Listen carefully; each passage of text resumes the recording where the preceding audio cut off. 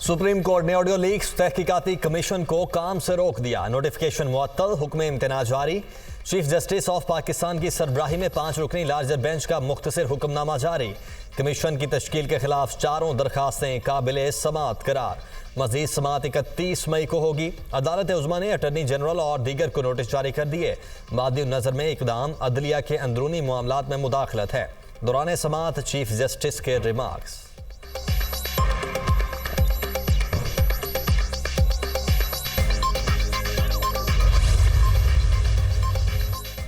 Supreme court में audio leaks तहकीकाती commission के खिलाफ दरखास्त की समाअत। वफाकी हुकूमत का 5 रुकनी लार्जर बेंच पर एतराज़।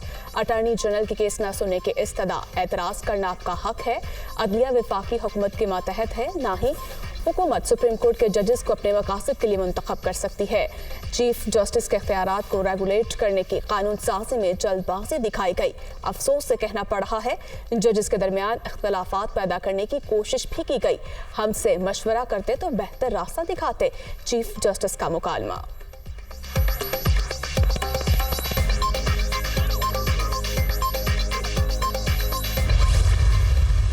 तस्लीम कर रहा हूँ कि ये महंगाई, जब मैं सोचता हूँ तो यानी कि कहाँ मैं जो मुँह छुपा के जाऊँ।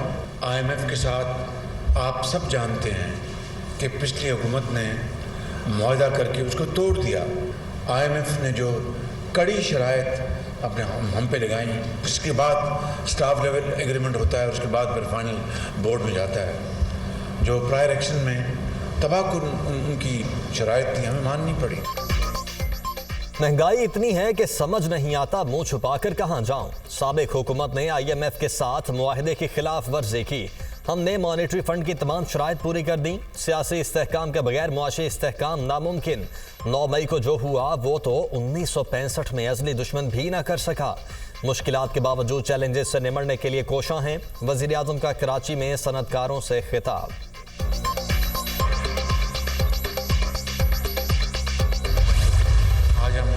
शहर कायद में है, मगर मैं और आप सब कायद के इस मरकज़ में उनके आगे हम आज शर्मिंदा है कि 9 मई के वाक़यात के हवाले से जो लाहौर में हुआ, मैं समझता हूँ कि उसका इंसाफ का तरीका यही है जो अभी 2021 6 जनवरी को जो वाशिंगटन में कैपिटल हिल में हुआ और वहाँ पर जो सज़ाएँ दी गई हैं, अगर वो जायज़ हैं तो यहाँ पर भी हमारे शहीदों के बेहुरमती के नतीजे में अगर कानून के मुताबिक सज़ाएँ मिलती हैं तो किसी को एतराज़ नहीं होना चाहिए।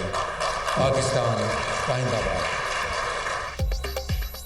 मुल्की तारीख में बड़े हादसात हुए, कभी किसी सियासी जमात ने फौजी तंजीबात नहीं चलाई। 4 साल चोर और डाकू के नारे लगाने वाला पकड़ा गया तो जत्थे कायदे आज़म के घर पर चढ़ दौड़े।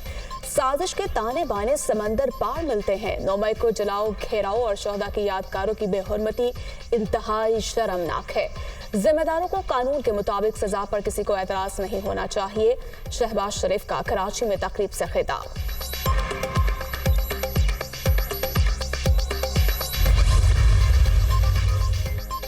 अवामी फलाह के मंसूबों पर सियासत अफसोसनाक। माजी में K4 को सर्द खाने में डाला गया। फितने पर मबनी सोच रखने वाले साबिक वजीर आज़म को कराची वालों की कोई फिक्र नहीं थी। शहर कायद को साफ पानी की फराहमी अव्वलीन तरजीह। प्रोजेक्ट के लिए फंड्स फराहम किए जाएंगे। वजीर आज़म की यकीन दहानी। शहबाज शरीफ ने K4 मंसूबे का संगे बुनियाद रख दिया। K4 का मंसूबा है PM साहब, पानी हमारा बुनियादी हक है, हर पाकिस्तानी का बुनियादी हक है। मैं इस मुल्क का वज़ीर ख़ारिजा हूँ, वज़ीर आज़म साहब, मैं टैंकर से पानी लेता हूँ, ख़रीदता हूँ। हम सब पे ज़िम्मेदारी है कि हम पानी को एक बुनियादी हक तस्लीम करें और पूरा मुल्क कोशिश करे कि इस बुनियादी हक को हम आम शहरी तक पहुँचाएँ। पानी की किल्लत कराची का दरीना मसला। मुल्क का वजीर खारजा होने के बावजूद टैंकर खरीदने पर मजबूर हो। इस्लामाबाद में बैठकर मसाइल का अंदाजा लगाना मुमकिन नहीं।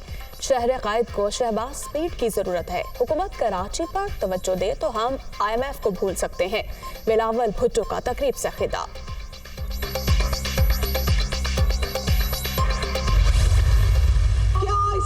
हमला कभी पाकिस्तान का बदतरीन दुश्मन भी पाकिस्तान पर कर सका? जो दहशतगर्द ना कर सके वो इमरान खान ने करके दिखाया। पूरे टारगेट सेट किए हुए थे, एक एक टारगेट सेट किया हुआ था और मास्टरमाइंड इमरान खान ने बताया था कि जब मैं मुझे गिरफ्तार करे तुमने इधर जाना है, तुमने उधर जाना है।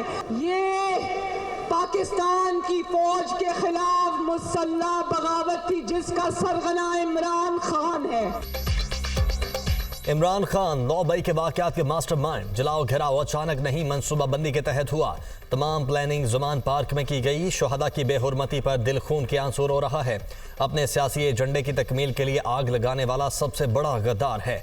जो काम दहशतगर्द और दुश्मन ना कर सके वो पीटीआई चेयरमैन ने कर दिखाया। मरियम नवाज का बिहाड़ी में यूथ कन्वेंशन से खिताब।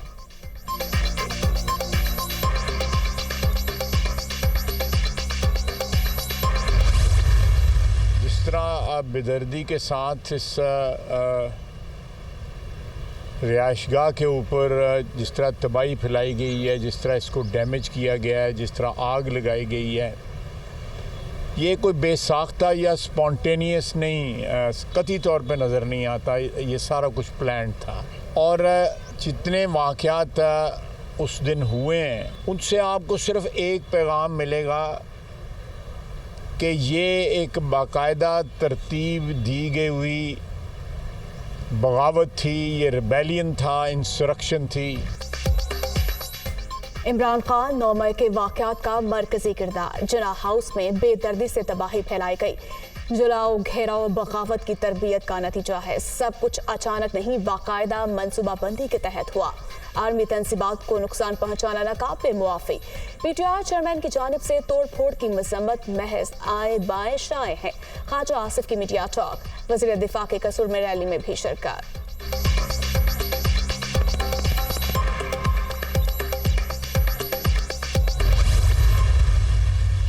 9 मई के वाक़यात में मुलव्वस तमाम अफराद के मुकदमात फौजी अदालत में नहीं चलेंगे। 499 में से 6 FIRs का ट्रायल मिलिट्री कोर्ट में हो सकता है। पंजाब में सिर्फ 19 और खैबर पख्तूनख्वा में 14 मुकदमात को फौजी अदालतों में मुंतकिल किया गया। किसी के साथ जुल्म या ज्यादती नहीं हो रही, कानून की पासदारी कर रहे हैं। दोबारा ऐसी हरकत हुई तो फिर ऐसा ही सुलूक होगा। वफाकी वजीर दाखिला राना सनाउल्लाह की प्रेस कॉन्फ्रेंस।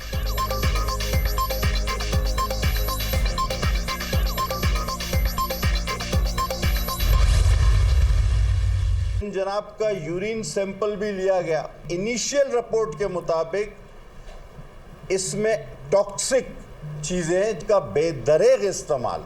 अब यह आपका वजीर आज़म था जिसके बारे में 5 सीनियर डॉक्टर्स का पैनल लिख रहा है कि the mental stability is questionable, there was some inappropriate gesture, यानी इसकी दिमागी हालत ही ठीक नहीं है।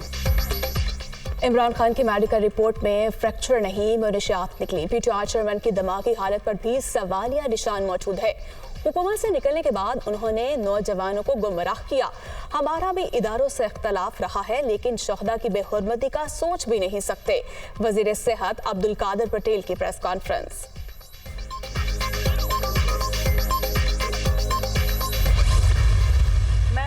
इन तमाम शरपसंद और दहशतगर्द कार्रवाइयों की वजह से पीटीआई का हिस्सा नहीं रहूँगी और अपने रास्ते जो हैं वो पीटीआई से जुदा कर रही हूँ, क्योंकि मेरा ये बिलीफ है कि शोहदा की अकीदत और वतन की मोहब्बत जो है वो हमारे ईमान का हिस्सा है। और जिन्होंने ये शोहदा की बेतुकीरी की है उन्होंने पाकिस्तान की असास पे हमला किया है। तहरीक इंसाफ को एक और बड़ा झटका। फिरदौस आशिकवान ने भी पार्टी को खुदा हाफिज कह दिया। 9 मई के वाक़यात कौमी अलमिया साजिश बैरूनी एजेंडे के तहत तैयार की गई। शोहदा की यादगारें तबाह और कौमी विरसा बर्बाद किया गया। पीटीआई चेयरमैन का बयानिया मुल्क के लिए जहर कातिल बन गया। इमरान खान और पाकिस्तान साथ साथ नहीं चल सकते। साबिक वजीर की प्रेस कॉन्फ्रेंस। मुराद रास का भी राहें जुदा करने का ऐलान। 9 मई के वाक़यात की मजम्मत।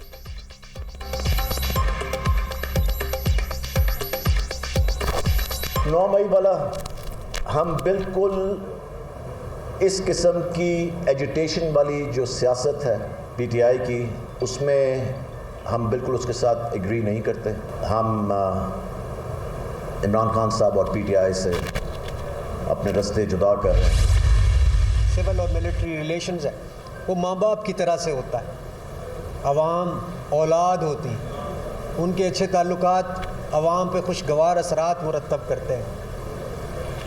पाकिस्तान रहने के लिए बना है और हम में से हर बंदे की तरजीह पाकिस्तान होना चाहिए। सो इन कलिमात के साथ मैं आखिर में ये ऐलान करना चाहता हूँ कि I am parting ways with politics for now. Abrarul Haq का भी नम आंखों के साथ सियासत से किनारा कशी का ऐलान। सेनेटर सैफुल्लाह न्यासी ने भी इमरान खान को बाय बाय कर दिया। ओकवाड़ा और साहिवाल से ताल्लुक रखने वाले अरकान कौमी और सूबाई असम्बली का भी पीटीआई से ला ताल्लुकी का ऐलान। 9 मई के वाक़यात की मजम्मत।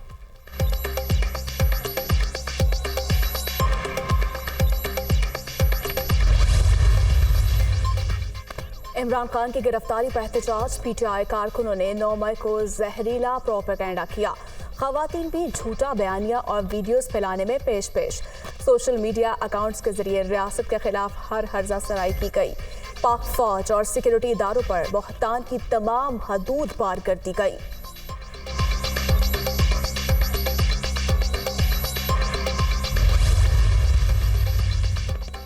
इमरान खान के खिलाफ जिना हाउस हमला केस इंसदाद दहशतगर्दी अदालत ने पीटीआई चेयरमैन के जमानती मुचलके मुस्तरद कर दिए। कल साबिक वजीर आजम ना आए तो क्या आप जिम्मेदारी लेंगे? अदालत का मुचलके जमा करवाने वाले खाकरोब से इस्तफसार।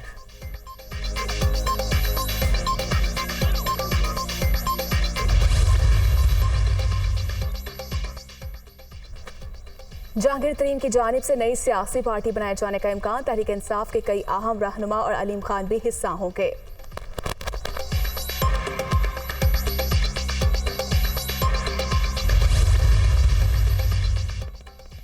तरक्याती मंसूबों में बेज़ाब्तियों का मुकदमा। परवेज इलाही की गिरफ्तारी का मिशन। साबिक वज़ीर आला की रिहाइशगाह के एतराफ पुलिस ताहाल मौजूद।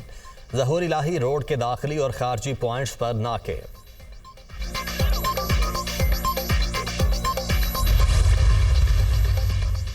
स्मोक के तदारुक के लिए इक़दामात। जुर्माने की शरह में 100% इजाफा। लाहौर हाई कोर्ट का फसलें जलाने वालों से 1 के बजाय 2 लाख रुपए वसूल करने का हुक्म।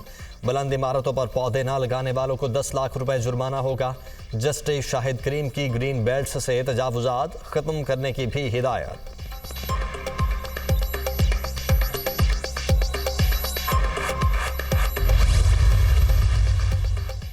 मोदी के देश में अक़लियतें गैर महफूज। रियासत मणिपुर में फिर फसादात। हिंदू इंतहा पसंद आग और खून की होली खेलने लगे। इमलाक को नुकसान। दर्जनों मकानात और गाड़ियां भी जलाती।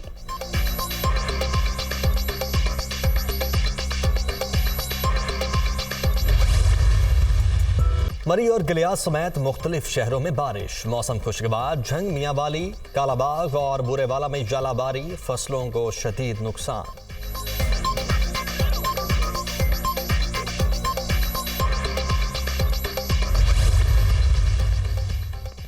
कोयटा में 34वीं नेशनल गेम्स जारी। Table tennis, basketball, golf and weight lifting मुकाबले। आर्मी के 195 मेडल्स के साथ पहला नंबर, वापडा की दूसरी और नेवी की तीसरी पोजीशन।